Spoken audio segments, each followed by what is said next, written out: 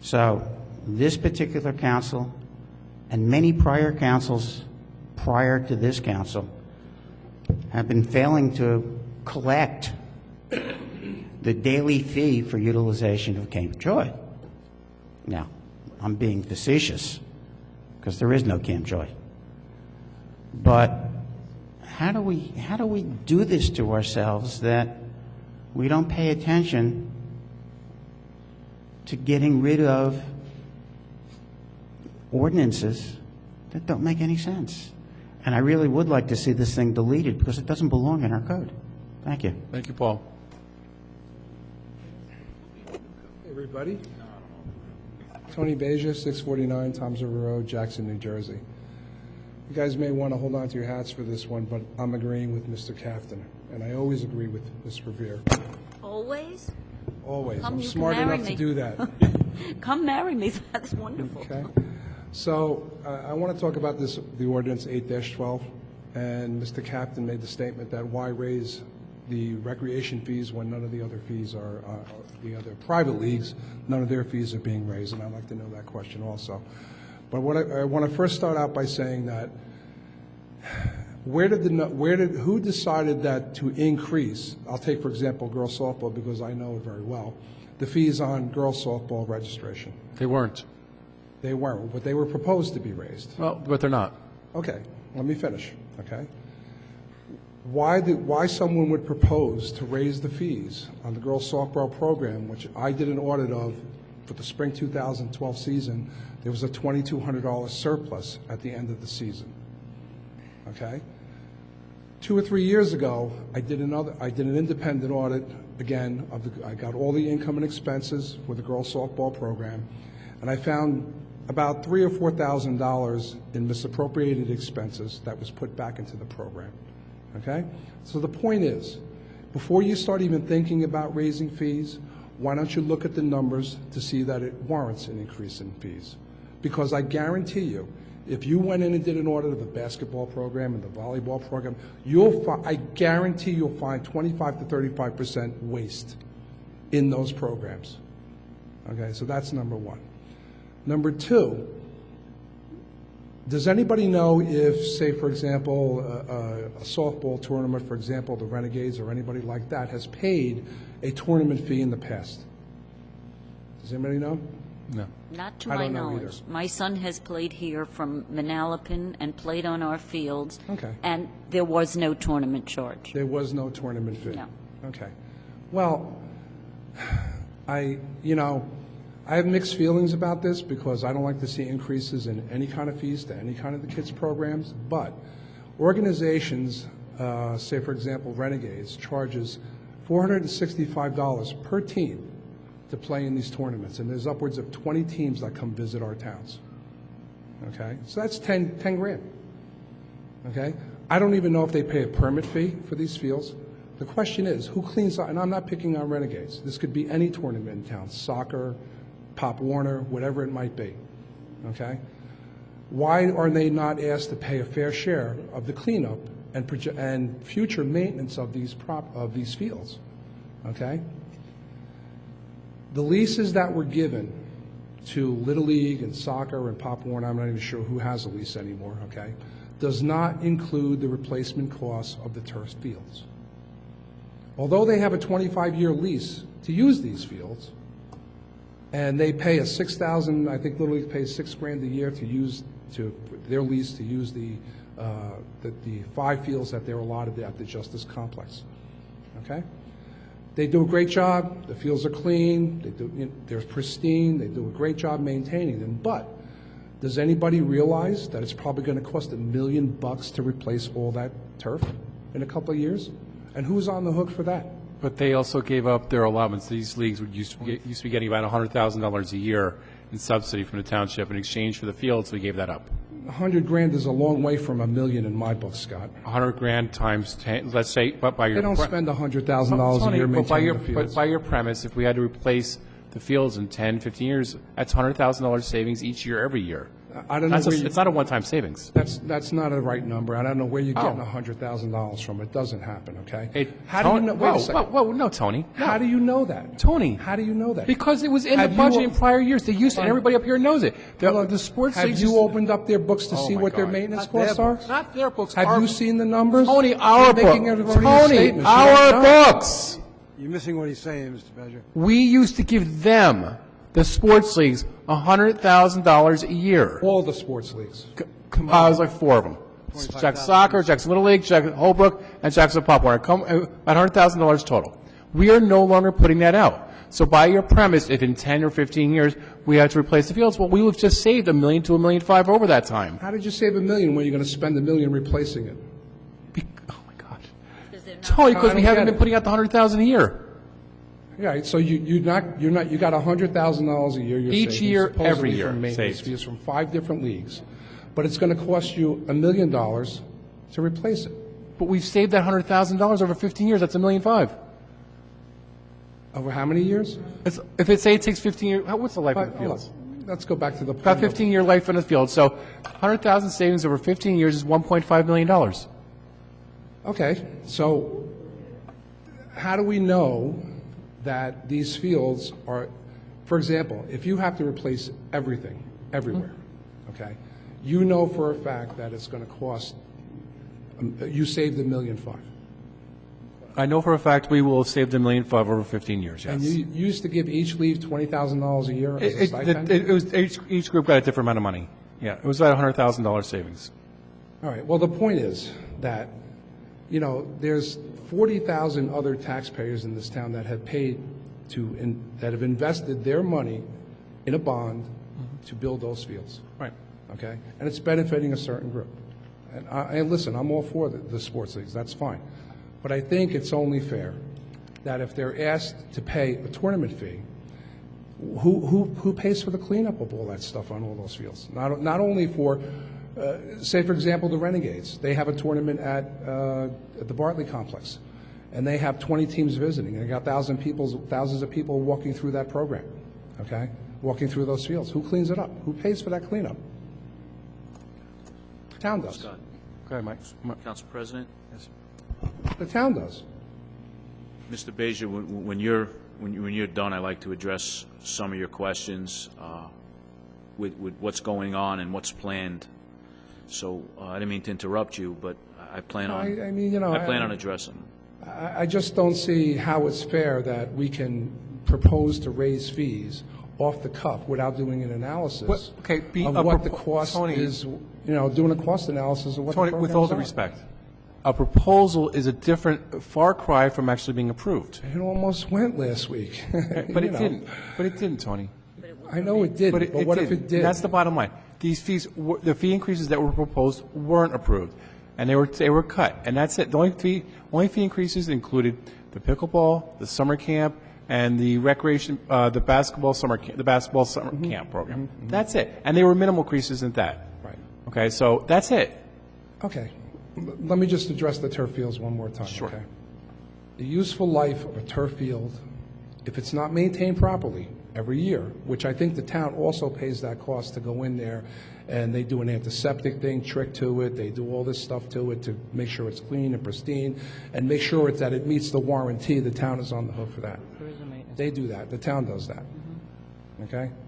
So, you know, there's a lot of other costs that are associated with the turf fields, and the useful life is only 8-10 years.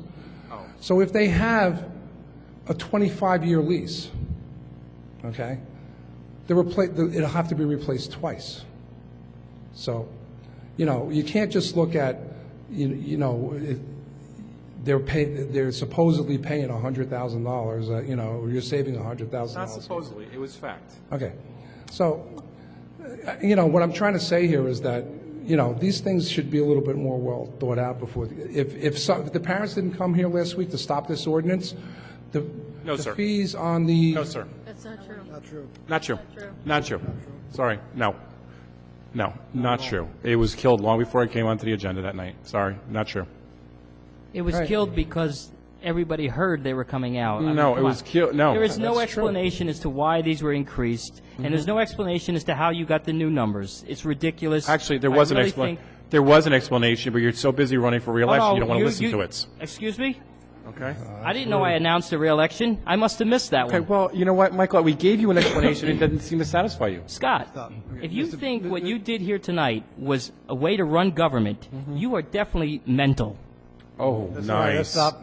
Mr. Bezier? Nice. Well, regardless, okay? And Mayor so- would like to My answer some of point your is questions. Oh, nice, that Michael. if a private organization be is kidding me. hosting a tournament, and they're, you know, I'm not reaching in their pocket, and I don't want to see anybody increase in fees, but if they're making 10 grand every time that they go out for a tournament, I think there should be at least some kind of decent permit fee to use those fields. It's very simple. I mean, what's fair is fair.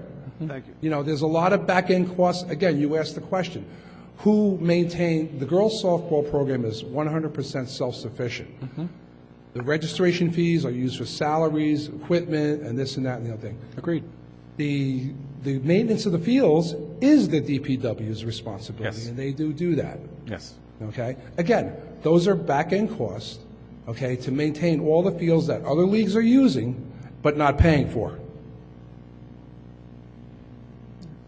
So, I think it's only fair that if a tournament comes in town and that organization is making, is making X amount of dollars on it, and if they come crying and saying, well, we're going to go bankrupt and our registration fees are going to double because of that, I think that they should show you why, and not just believe them off the hip, shoot from the hip and believe them.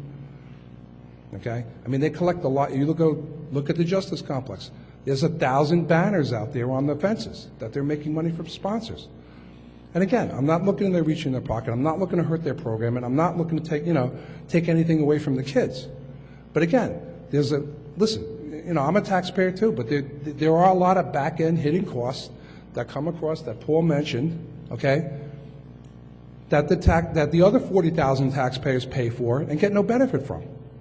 So I think it's only fair that, when you guys talk about this next time, think about it from that perspective, and maybe, something could be done fair and amicably and across the board. That's all I'm saying. Thank you. Thank you, The Tony. mayor wanted to answer some of your questions. Tony, just, I don't know if you were included in an email. We reached out to, or I reached out after having a meeting with the sports organizations in this very same room.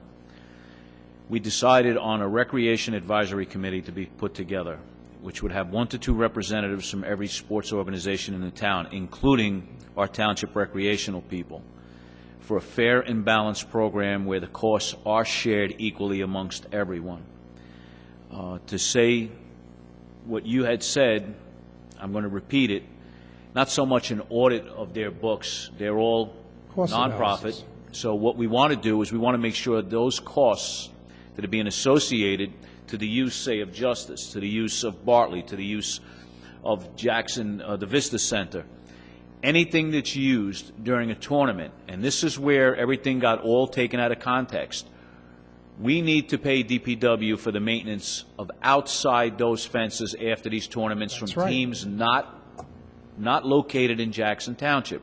We're not looking to penalize. This administration had no desire to apply fees unfairly or try to divide them up equally when, say, Jackson Lacrosse does not use the field 1/3 of the time is Jackson Soccer or half the time of baseball. Right. So what we decided on, and it was agreed upon by all in this room, that they would send representatives to minimum, and this is including Pop Warner, who uses their own field, they pay their own lighting, it's Sure. in their lease.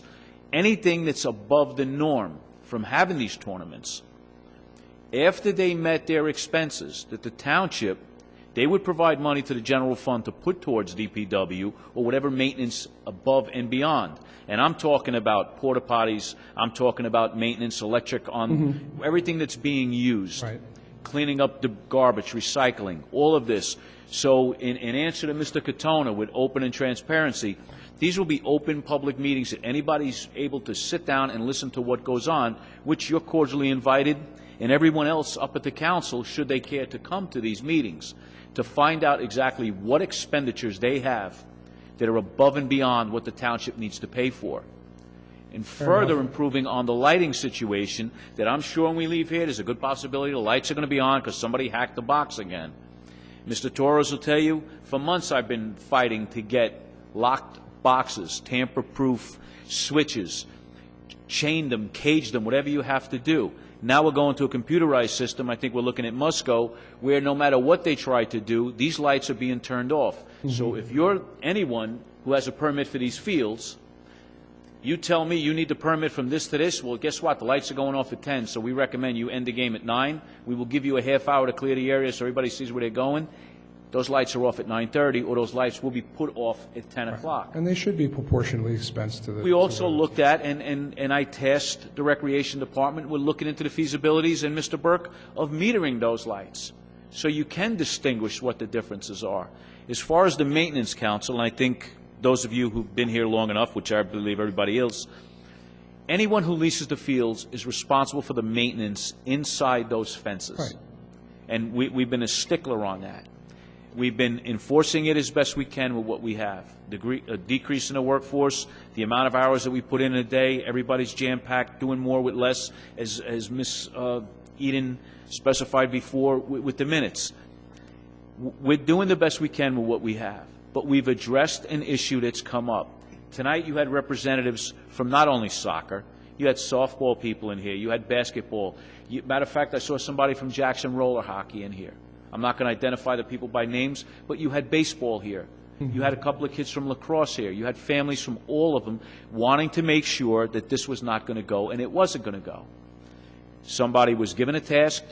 They gave their idea of what should have been, and that got in here.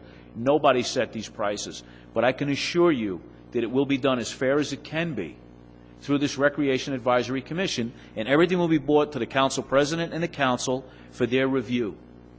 But what better than to go to the people, like you said, that are on those fields? And if we do find out in the internal audit that we will provide that leagues are making a tremendous amount of money on Jackson taxpayer dollars, there's going to be some amendments that have to be changed.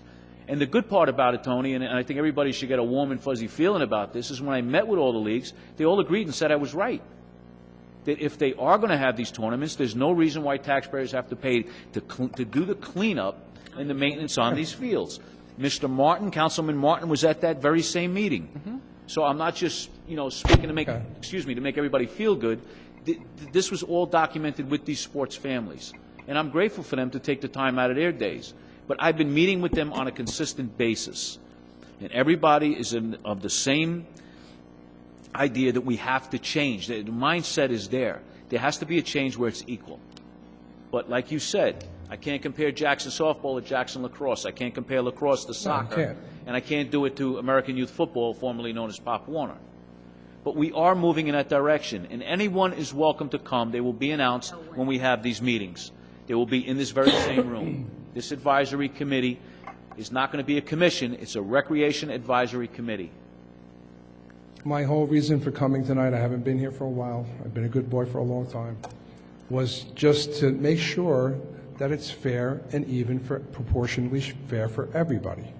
We have the same goals. And when I hear from Scott, that the fees are going to be raised on girls softball and summer camp, and then, there's no fees for any other outside organizations, what gives with that? I mean, it's just not fair. So, thanks for your time.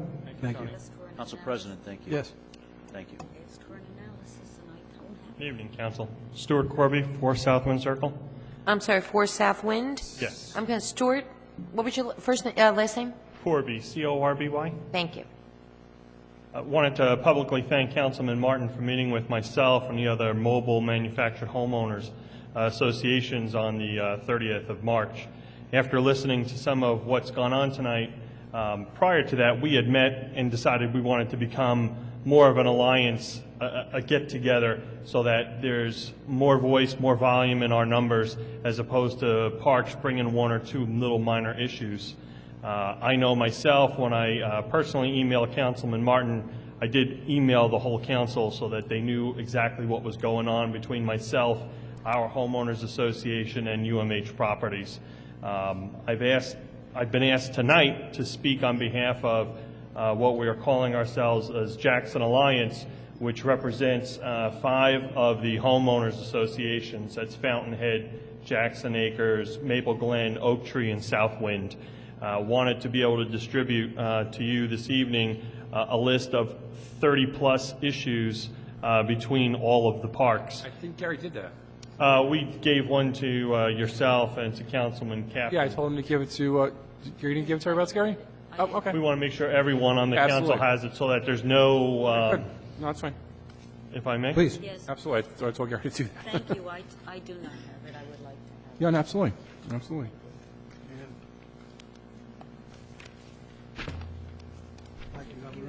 Again, I wanted to thank you for your time, and we know that we'll continue working with Councilman Martin and Councilman Captain, if you will, going forward to resolve some of these issues between ourselves, the Rent Leveling Board, and the landlords. And I would like to thank you for taking the time to meet with me that Friday night, and it was a very fruitful meeting. I want to applaud you guys, all the parks, for getting together. I think you'll get much more accomplished, and I hope you'll get much more accomplished. Mr. Mayowitz? Just 2 clarifications. We're going to have a second reading of the recreation fee ordinance in 2 weeks, or 2 weeks Correct. plus a couple days. Correct. Okay? Is the Recreation Advisory Committee going to be looking at those fees prior to that council meeting? I do not know of it being formed yet, so I have no idea. The mayor and I are working with the sports leagues to figure out what. Not formed yet. Yeah, we're working with the sports leagues to see what's fair and equitable. I mean, because it's a valid point, we shouldn't be carrying the load for all this, but at the same time, we don't want to break them either. So we got to figure out a number that works for everybody. So that's one of the reasons. About the number that was thrown on there was just it was just crazy. So That sounded like a no to me. no. Okay, so there is not going to be a Recreation Advisory Committee meeting prior to the next council meeting. Correct. Number 2, the statement was made that there was going to be an internal audit of the sports league's expenses, revenues, so that we could make sure that everybody was on an equal footing. When is it anticipated The mayor that that report stated will be done with by? the commission, correct? It's not going to be a commission, it's going to be a Recreation Advisory Board. We will request the records showing what their expenses are, what the revenues are from tournaments and use above what was assigned in the lease, to make sure everybody's paying their fair share and taking the burden off of taxpayers and those who do not utilize the fields.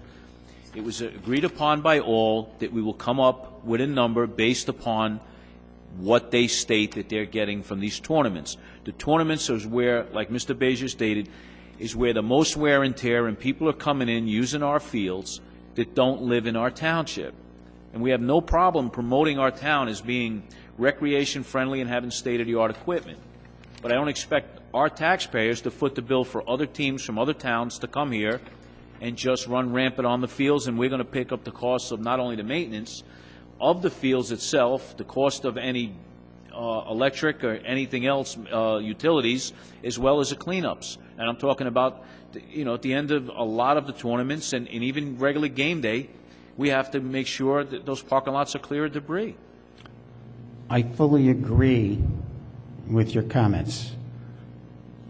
Fully. I couldn't disagree more. I couldn't disagree with you on those issues because they make sense.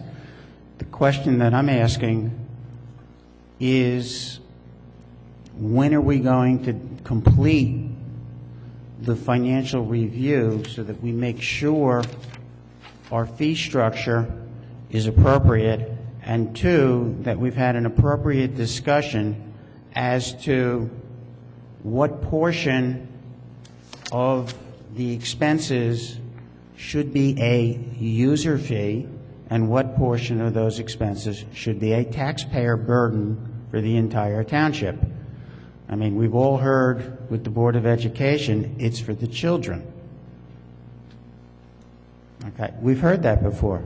It is for the children, but you need to somehow recognize the fact that the expenses for recreation are expenses just like any other program, and we have to decide whether or not we have to decide what proportion of our recreation expenses should be a user fee and which should be a taxpayer expense. And we've never had that discussion, nor have I heard a member of council even allude to that type of a discussion.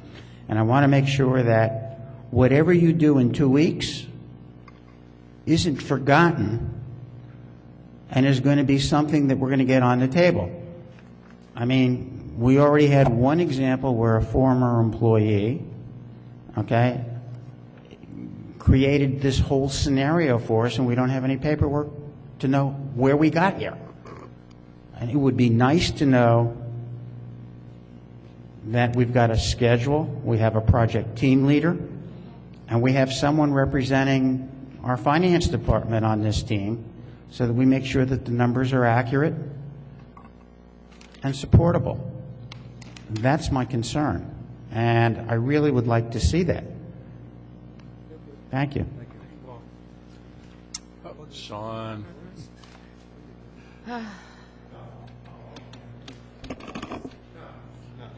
Everyone else speak their mind. I'm a little confused about this Sean, 515 South Cooksbridge know Road. your name? Sean Giblin. I'm a little confused about this recreation ordinance, and there's been a lot of discussion on it. I find it hard to believe that an ordinance can just fall out of thin air. I find it hard to believe that an attorney would write an ordinance with no direction from anybody to write his ordinance. He billed for that ordinance. That ordinance came from somewhere. I find it hard to believe that Anne Marie would put an ordinance that miraculously fell out of thin air, went to the attorney in Toms River, came back to Anne Marie, who put it on. So I think something's missing here. And I'm not quite sure what it is. Yes? Sean, basically, this is what happened. Joey, bear me out in my meeting when I discovered what was going on. First, it didn't come from Toms River. It didn't come from Toms River. No, it did not. What happened Who was... wrote the ordinance? Okay, Sean, I have Sean, here's the explanation, and it's very reasonable, and, whether you choose to believe it or not, it's up to you. All giggling aside. The outgoing recreation director made recommendations to the fee structure for all the programs. Handed it over to the BA. BA said, any significant changes, anything I need to worry about? No. Okay, he takes that, puts it into ordinance form, ships it off to the attorney. So trusting and not, trusting what was going on, that there was no real changes or no significant changes, and certainly trusting that there's nothing new in there, he takes that ordinance and hands it off to the attorney because we have to update the fee structure every year. So that's how we got from point A to point B to point C. Have I spoken out of turn, Joey? Okay, so... The only thing that it never went through the attorney, Sean. What happened was the director did... Okay, so it didn't... Marked up the old ordinance, marked it up with recommendations. Then on her exit conference, went over things that had to come to closure in an exit conference. She then forwarded to one of her assistants, and the assistant emailed it to Ann. To Anne Marie. You hear how that sounds? So Anne The woman Marie, is leaving and nobody... I'm sorry. Now, it didn't fall out of thin air, so it came from her, it came to Anne Marie. Who instructed Anne Marie to put it on the agenda? That comes from the council president, because it's your meeting. After we had discussions during the discussion agenda, the prior meeting, 2 meetings ago, it was put on for first reading. At first reading was So discussed... you authorized it to go on For 2 meetings ago. Okay, At that's that it. point, we saw, didn't come out of the sky today. We said back then... That was a quote that someone said up here, that it came out of the sky. No, that's what you just said. That's what Michael And said. then it was said at that meeting it would come up on April 10th, and there'd be some amendments to it that we knew. The amendments became substantial, so you just couldn't No, amend it. I understand Sean- all that. Sean's going back further than that. All I'm saying is that you said that it came out of the sky, so whatever. The outgoing director submitted an ordinance. Anne Marie changed the names from the years prior ordinance, which is probably done quite a bit. You authorized to put it on the agenda, because it has to be authorized by, the council president has to Could I authorize just it stop to you be one put on. second? Because you keep skipping one part. What part is that? Prior to me authorizing it on the agenda, it was discussed on this dais, the meeting before, on the discussion agenda, and we were told there'd be no substantial significant increases. changes. Oh, okay. And that's what it was based on, putting it on the agenda. Okay, so then it gets put on the agenda, nobody reads it and sees that there's $500. Basically, Again, that's what happened. Trusting the fact that we asked the question, are there any substantial changes? It's not like we said, oh, okay, let's just vote on this. We turned and said, are there any substantial changes? Okay, here's what I No. find. Here's what I find when you actually sit back there and you listen to everything, and you hear and you actually listen to discussions from various different angles, and I try to dissect everything. That Mike and Scott had a meeting with this recreational group prior to this advisory board, where you all agreed that there was going to be some sort of number that was going to be put for these tournaments.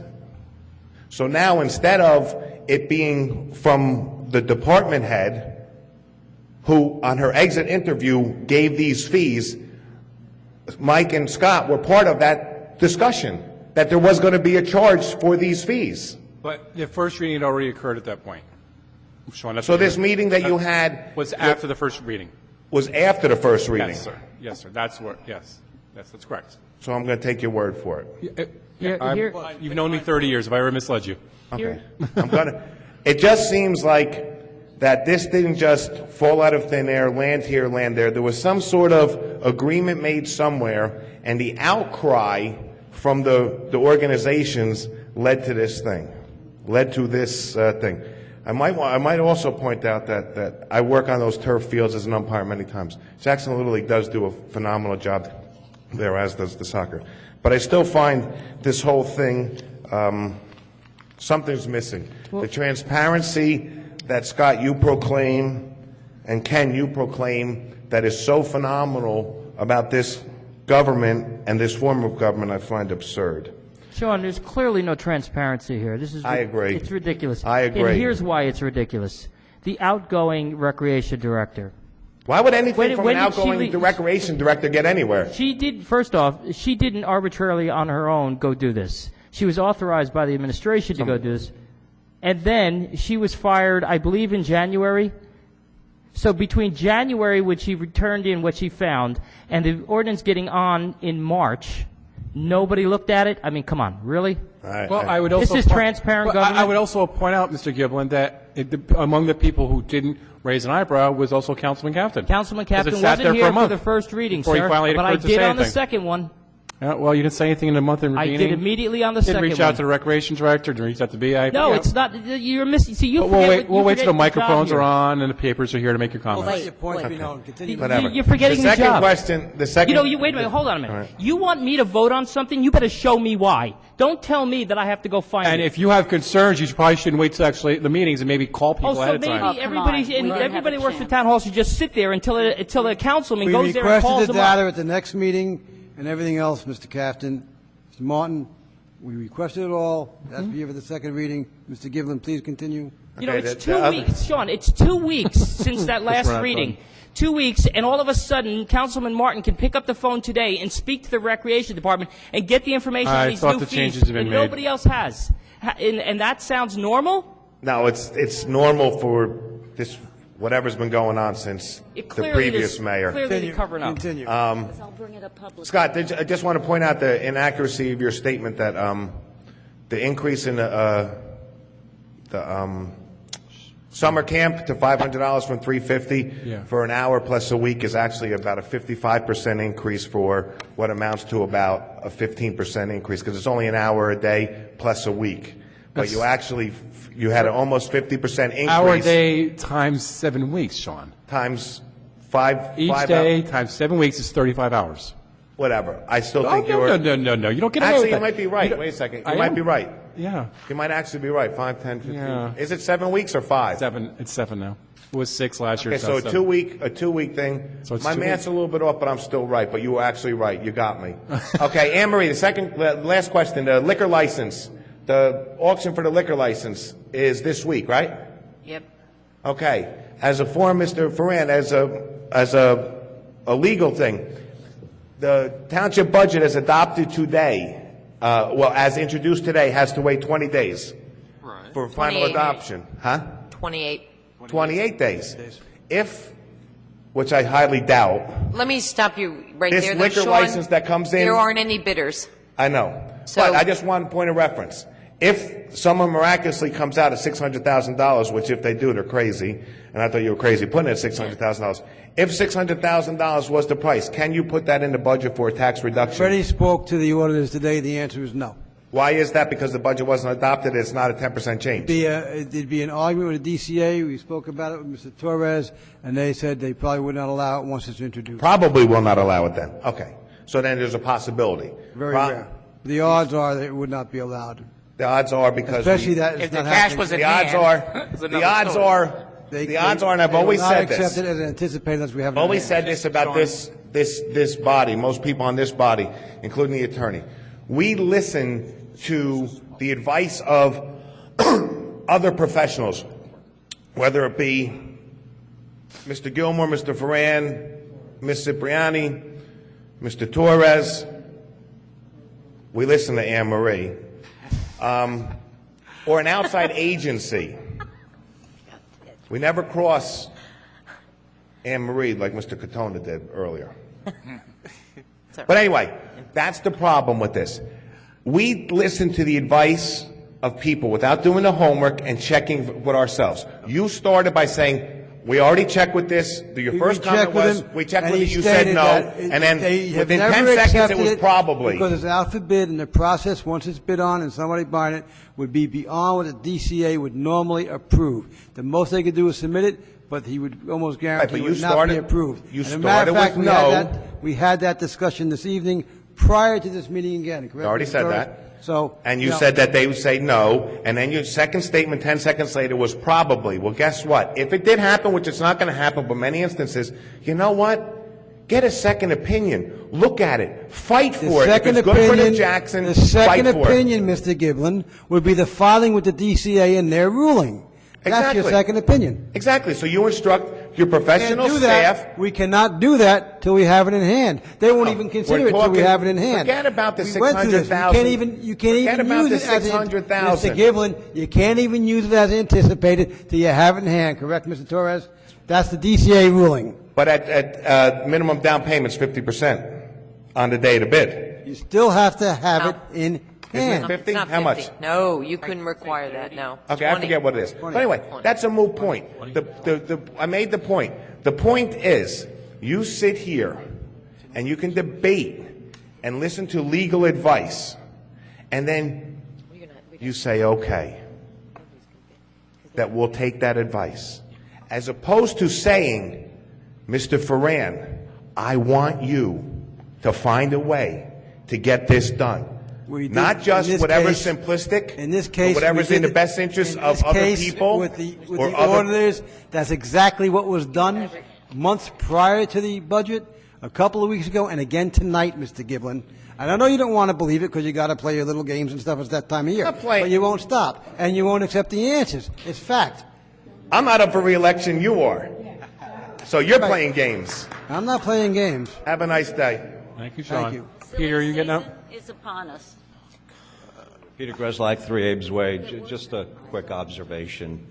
I didn't even know if I wanted to follow that, but, it's just troubling that, tonight we had 2 resolutions taken off because somebody didn't do their homework on Well, we Loffenberg. don't No. First off, we don't know that for sure. Secondly, just so you know, by law, we could have voted with the wrong lot numbers in it. Yep. It is not substantial enough for a change. So we just elected to go along with it to correct them. Right. Lot numbers, the way they've switched through the state, approvals that didn't carry through for deeds yet, that may all be accurate, because that subdivision was just done. So it's not totally wrong. We just erred on the side of caution. Right. But if it was a wrong lot number, you can still vote on it, because it's not a substantial change. Right.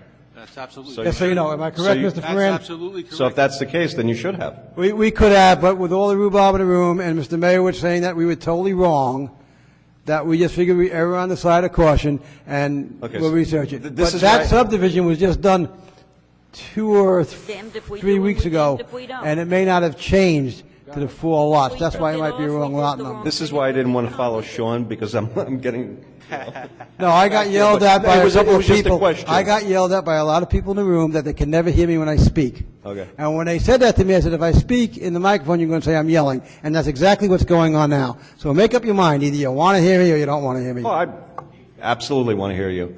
But like I said, that was my observation, and it's unfortunate then that you didn't vote on it.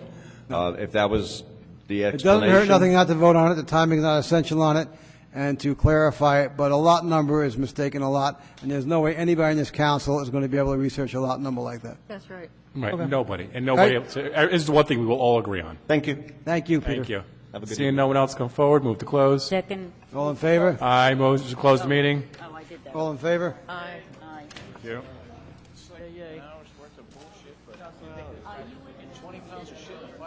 Yes, sir. Love you. See you soon.